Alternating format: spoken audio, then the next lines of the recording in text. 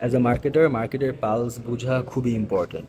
দাবা যেরকম সবাই খেলতে পারে, কিন্তু সবাই তো গ্র্যান্ড চ্যাম্পিয়ন না। Strategy is the main thing about marketing. Ad run করা is a skill, but ad run করা জিনিসটা কি, দাবার গুটি চাল দেওয়া যেরকম ওরকম। আপনি যদি দাবা খেলতে না পারেন, দাবার কোন গুটি কিভাবে চলে এটা জানলেই কিন্তু ইনাফ না, রাইট?